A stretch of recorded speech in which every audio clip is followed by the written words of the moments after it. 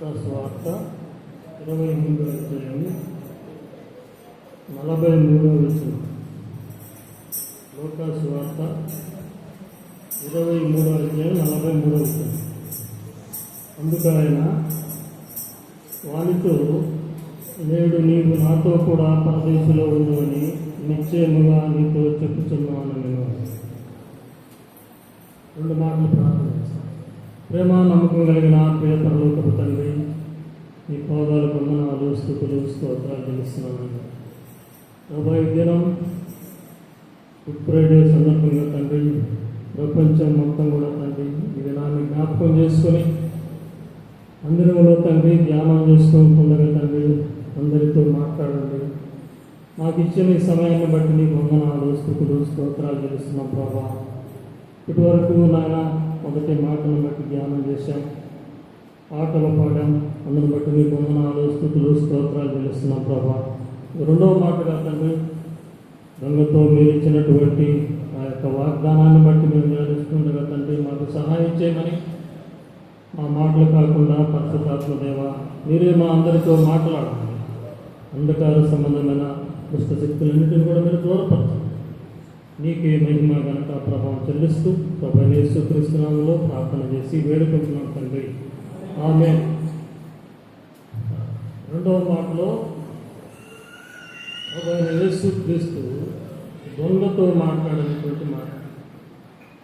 మొదటి మాట సిలువ వేసినప్పుడు, ఆ ఘోరమైనటువంటి శిక్షణ వేసినప్పుడు, కఠోరమైనటువంటి శిక్షణ వేసినప్పుడు ఆ యూదులైనటువంటి వారిని క్షమించమన్నారు.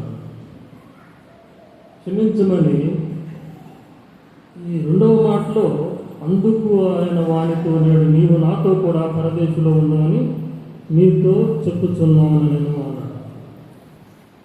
2 దొంగలు ప్రభువైన యేసుక్రీస్తుని దూషించారు. మత్తయి సువార్త 27వ అధ్యాయం 44వ వచనంలో చూస్తే, మార్కు సువార్త 15వ అధ్యాయంలో చూస్తే, అక్కడ సిలువ వేసే సమయంలో యేసు ప్రభువుని చూసి దూషణ మాటలు మాట్లాడారు. ఎట్లాగే మాట్లాడారు? వీడు మార్కు సువార్త 15వ అధ్యాయంలో 32వ వచనంలో చూస్తే, వీడు యేసు ప్రభువుని సంబోధిస్తున్నారు. యేసు ప్రభు యొక్క విలువను తెలుసుకోలేకపోతున్నారు. వీడు దేవాలయమును పడగొట్టి 3 దినాల్లో కడతానన్నాడు అని ఘోషిస్తున్నారు. ఇంకా తలలు ఊపత కొంచెం హేళనగా అపహాస్యం చేస్తూ మాట్లాడుతూ వస్తున్నారు. వాళ్ళతో చేరి 2 దొంగలు దూషించారు. మత్తయి సువార్త మాట చదువు 24 ఆ 2 దొంగలు కూడా దూషించారు. ఒక దొంగే కాదు దూషించింది, 2 దొంగలు దూషించారు. అయితే ఈ దొంగ మారు మనసు పొందాడు. ఎప్పుడు పొందాడంటే 39వ వచనంలో చూస్తే, వేలాడదీయబడిన నేరస్తులలో ఒకడు ఆయనను దూషించుచు. లూకా సువార్త 23:39లో చదువుతున్నారా? వేలాడదీయబడిన ఆ నేరస్తులలో ఒకడు ఆయనను దూషించుచు, నీవు క్రీస్తువు కాదా? నిన్ను నీవు రక్షించుకును, మమ్మల్ని కూడా రక్షించుము అంటున్నాడు. ఇది 2వ దొంగ. 2 మొదట దూషించారు, కానీ ఒక దొంగ మారు మనసు పొందాడు. ఎప్పుడు పొందాడు? సిలువ వేసేశారు, మేకులు నాటేశారు, 2 దూషించారు, దారిని వెళ్ళేవాళ్ళు కూడా దూషించారు, అక్కడ ఉన్నటువంటి వారందరూ కూడా దూషించారు. అయితే ఈ దొంగలో మార్పు వచ్చింది. ఎప్పుడు వచ్చిందంటే మొదటి మాటలో వచ్చింది. యేసు ప్రభు మొదటి మాటను పలికాడే, తండ్రి మీరేం చేస్తున్నారో వీరిరువురు వీరిని క్షమించు అన్నాడే. అప్పుడు మారు మనసు వచ్చేసింది దొంగకి. ఇంత కఠోరమైనటువంటి శిక్షణ వేస్తూ ఉన్నా కానీ ఈయన వీళ్ళని క్షమించమంటున్నాడు. యేసు ప్రభువు గురించి ఇద్దరికి తెలుసు, దొంగలకి ఇద్దరికి తెలుసు. అందుకే కదా ఈ మాట అంటున్నాడు. 39వ వచనంలో, వేలాడదీయబడిన నేరస్తుల్లో ఒకడు ఆయన దూషించుతూ, నీవు క్రీస్తువు కాదా అని అంటున్నాడు. రక్షింపబడకుండా ఉండే దొంగ ఎందుకు అంటున్నాడు నీవు క్రీస్తువు కాదా అని? ఆయన రక్షకుడని తెలుసు, యేసు ప్రభు అని తెలుసు, ఆయన అద్భుత కార్యాలు చేస్తాడని ఇద్దరికి తెలుసు. నిన్ను నీవు రక్షించుకో, మమ్మల్ని కూడా రక్షించు అంటున్నాడు. అయితే రెండవ దొంగ 40 వచ్చినదండి. అయితే రెండవ దొంగ రెండవ వాడు వాడిని గద్దించి అప్పటికి రెండవ దొంగ అప్పటికి మారు మనసు పొందాడు అనమాట. మారు మనసు పొందాడు. అయితే రెండవ వాడు వారిని గద్దించి, నీవు అదే శిక్షా విధిలో ఉన్నావు కానీ నీవు దేవునికి భయపడవా? మనకైతే ఇది న్యాయమే అంటున్నాడు. వాడు చేసినటువంటి దొంగ పనులకి, హత్యలకి మనం చేసిన దానికి మనం శిక్ష అనుభవిస్తున్నాము, మనకైతే ఇది న్యాయమే అని చెప్పేసి ఆ రెండవ దొంగని గద్దిస్తున్నాడు. ఈ దొంగ మారు మనసు పొందాడు. అప్పుడేమన్నాడంటే 42వ వచనంలో ఆయనను చూచి, రక్షింపబడినటువంటి దొంగ ఆయనను చూచి ఏమంటున్నాడంటే యేసు అన్నాడు. ఆ యేసు అనే దగ్గర ఆ సూకు దీర్ఘం పెట్టాడు. కేక వేసినట్టుగా యేసు అని సంబోధిస్తున్నాడు. యేసు అంటున్నాడు. యేసు అంటే రక్షణ అర్థమైంది. యేసు అంటే అర్థమైంది. యేసు అంటే రక్షకుడు. యేసు అంటే రక్షకుడు. రెండో మాటలో నీవు నీ రాజ్యములోనికి వచ్చినప్పుడు నన్ను జ్ఞాపకం చేసుకున్నాము. ఈ నీవు అంటే యేసు ప్రభు యొక్క యేసు ప్రభువు మరణిస్తాడని, సిలువ వేస్తాడని, సమాధి చేస్తాడని, సమాధిలో నుంచి పునరుత్థానుడుగా లేస్తాడని ఈ రెండవ దొంగకి తెలుసుకొని రేపు నీ రాజ్యంలోనికి వచ్చినప్పుడు నన్ను జ్ఞాపకం చేసుకోవాలి. అంటే యేసు ప్రభువులు వారు ఆ దొంగ యొక్క హృదయాన్ని చూశాడు. మారు మనసును చూశాడు. అతనికి ఉన్నటువంటి పశ్చాత్తాపాన్ని చూశాడు. చూసి అప్పుడే సమాధానం చెప్పాడు. అప్పుడు ఆయన రాజ్యము, ఆయన రాజును తెలుసుకున్నాడు, ఆయన పునరుద్ధారణని తెలుసుకున్నాడు దొంగ. తర్వాత నీ రాజ్యములోనికి ఆయన రక్షకుడు అని తెలుసుకున్నాడు. నీ రాజ్యములో వచ్చినప్పుడు నన్ను జ్ఞాపకం చేసుకోవాలి. దానికి సమాధానం ప్రభు అయిన యేసుక్రీస్తు ప్రభు యొక్క స్పందన ఎట్లా ఉందంటే రేపు కాదు ఎక్కడేమన్నా 43లో రేపు కాదు, నేడే నీవు నాతో కూడా పరదేశంలో ఉండువు. ఈరోజే నువ్వు నాతో కూడా పరదేశంలో ఉండువు. నేడే నీవు నాతో కూడా పరదేశంలో ఉండువు. 7 మాటలకు కూడా ఒక్కొక్క మాట కూడా ప్రవచన వాక్యం ఉంది. ప్రతి మాటకి ప్రవచనం ఉంది. మొదటి మాట కూడా ప్రవచనం ఉంది. అన్ని మాటలు కూడా ప్రవచనం ఉంది. ఈ రెండవ మాట కూడా ప్రవచనం. 66 యెషయా గ్రంథం 66:2లో మనం చూస్తే ఎవడు దీనుడై నలిగిన హృదయము గలవాడై ఆ మాట చూడు. యెషయా గ్రంథము 66:2లో ఇది ప్రవచనం దొంగల గురించి ప్రవచనము. ఎవడు దీనుడై నలిగిన హృదయము గలవాడై నా మాట విని వణుకుచుండును వానినే నేను దృష్టించుచున్నాను. ఎవడు దీనుడై, ఇక్కడ మనం కూర్చున్నటువంటి మనల్ని కూడా ప్రభు చూస్తూ ఉన్నాడు. ఎవడు దీనుడై నలిగిన హృదయం కావాలి. ప్రభు యేసుక్రీస్తుకి నలిగిన హృదయం కావాలి. ఆ సిలువలో దొంగ హృదయం కరిగిపోయింది. ఆ హృదయాన్ని చూశాడు ఆయన. మొదటి దొంగ, ఇద్దరు దొంగలు దూషించారు. రెండవ దొంగ దూషించినప్పటికీ కూడా ఆ మారు మనసు పొందాడు, పశ్చాత్తాపం పొందాడు. ఆయన రాజును తెలుసుకున్నాడు, ఆయన రాజ్య పరిపాలన చేస్తాడని తెలుసుకున్నాడు. అప్పుడు వేడుకొని అప్పుడేమన్నా నీ రాజ్యములోనికి వచ్చినప్పుడు నన్ను జ్ఞాపకం చేసుకో. అతను దీనుడై ఉండటం చూసి ఆయన హృదయాన్ని చూసి, మారు మనసును చూసి, పశ్చాత్తాపం చూసి నేడే నీవు నాతో కూడా పరదేశంలో ఉండు వాగ్దానం చేసినటువంటి దేవుడు ప్రభు యేసుక్రీస్తు దొంగకి. అయితే 41 వచ్చిన చూడండి అదే అధ్యాయంలో, మనకైతే ఇది న్యాయమే. ఎవరికి సంబంధించినటువంటి మాట ఇది? దొంగలకు సంబంధించినటువంటి మాట. మనం కూడా అలాంటి హృదయం కలిగినటువంటి వారమే. మనం కూడా దొంగలమే అనుకోవాలా పడలేదు. ప్రభువుకి ఇవ్వాల్సిన ఆ సమయాన్ని మనం దొంగిలిస్తూ ఉన్నాం.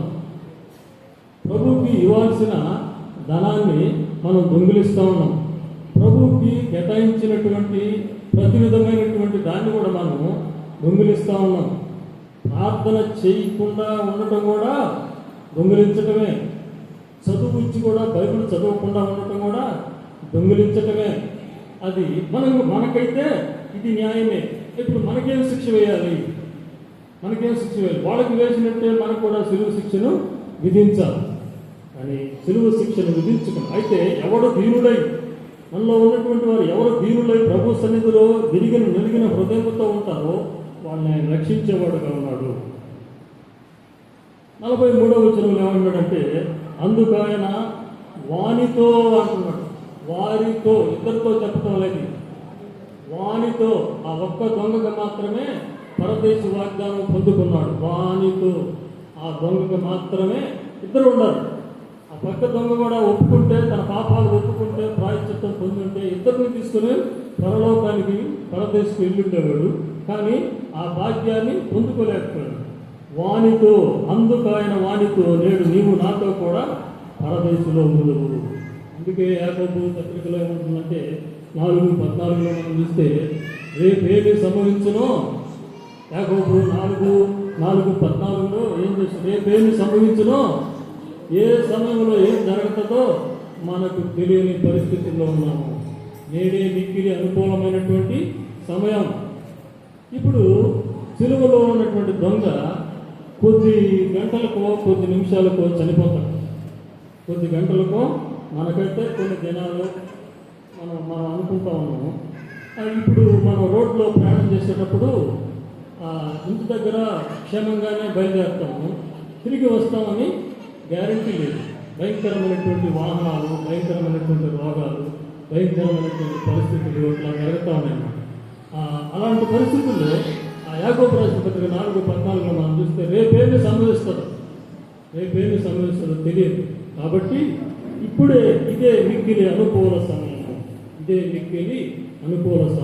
యెషయా గ్రంథం ఒక మాట 49:8 చూస్తే,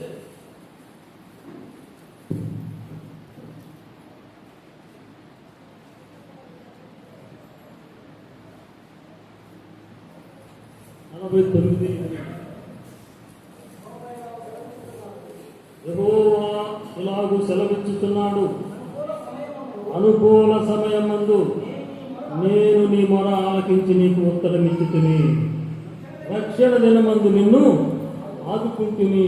ఒక అరగంట సేపు, ఒక గంట సేపు సిలువలో దొంగ అదేవిధంగా దూషిస్తూ పక్క దొంగలాగానే అట్టే ఉండుంటే ఈ దొంగ కూడా పాతాళానికే పాత్రుడు అయ్యుండేవాడు. కానీ ఇంకా కొన్ని గంటలు జరిగిపోతే అందరూ కూడా, అక్కడ ఉన్నటువంటి ముగ్గురు కూడా మరణిస్తారు. ప్రభువైన యేసుక్రీస్తు కూడా మరణిస్తాడు. అప్పుడు మొరపెట్టుకున్న ప్రయోజనం లేదు. అందుకొని ఇలాగూ సెలవిస్తున్నాడు, అనుకూల సమయమందు నేను నీ మొర ఆలకించి నీకు ఉత్తరమిచ్చి రక్షణ దినమందు నిన్ను ఆదుకుంటుని. అనుకూల సమయంలో ఆ దొంగ వేడుకున్నాడు, మొరపెట్టుకున్నాడు. వెంటనే దొంగ మొరపెట్టుకున్నంత మాత్రమే అక్కడ రిజల్ట్ రాలా. ఎట్లా వచ్చింది రిజల్ట్? ప్రభువైన యేసుక్రీస్తు దొంగ యొక్క హృదయాన్ని పరిశీలన చేశాడు. సమస్తము ఎరిగినటువంటి వాడు ప్రభువైన యేసుక్రీస్తు. ఆ దొంగ హృదయాన్ని చూశాడు, పశ్చాత్తాపాన్ని చూశాడు, మారు మనసును చూశాడు. అందుకే అక్కడ అనుకూల సమయంలో వేడుకున్నాడు, మొర విన్నాడు. ఆయనకి రక్షణ దినముగా ఏర్పాటు చేయబడింది. తర్వాత ఒక మాట చదువుకొని మనం ముగించుకున్నాం. ఆ దొంగ యెషయా గ్రంథం 55:6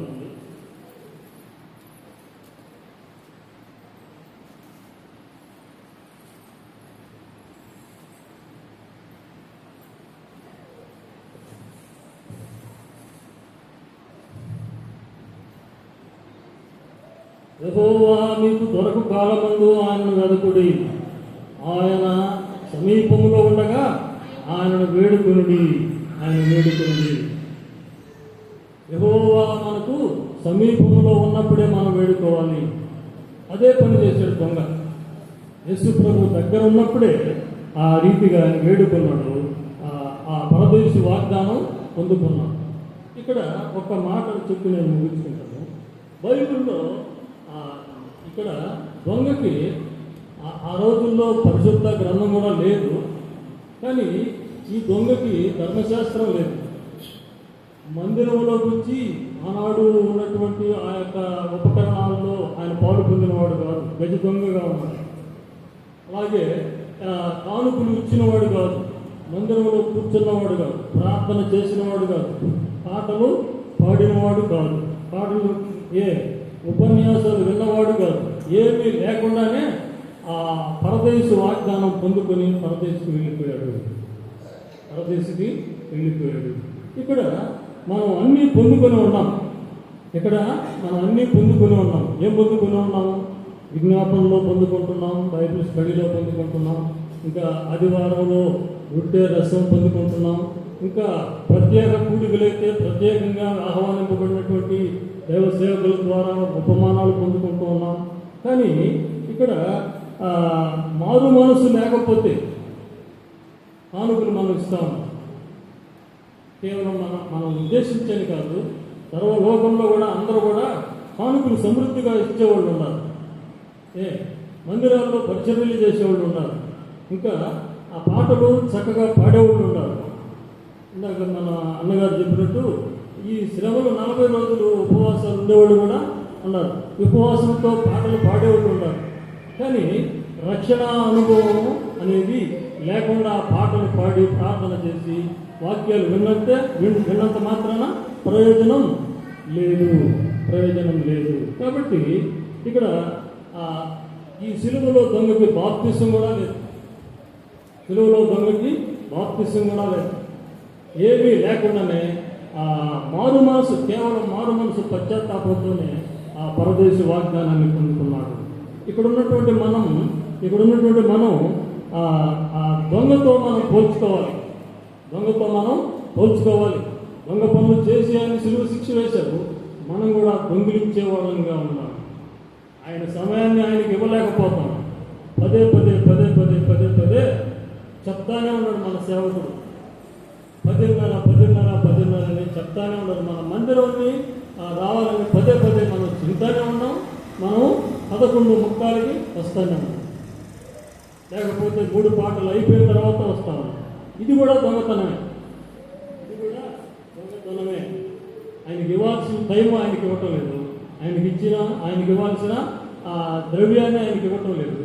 ఆయనకి ఇవ్వాల్సినటువంటి ఏవి కూడా మనం ఆపితే అది దొంగతనమే. కాబట్టి ఆ రీతిగా మనం దొంగిలించే వాళ్ళంగా ఉండదు. ఆ దొంగ ఏ రీతిగా పరదేశకు వెళ్ళాడో కేవలం కావాల్సింది సరి అయినటువంటి మారు మనసు పొందుకొని పరదేశకు వెళ్ళాడు. మారు మనసు లేకుండా మనం ఏమి చేసినా ప్రయోజనం లేదు. దేవుడు తన పరిశుద్ధ వాక్యాన్ని దీవించలేదు.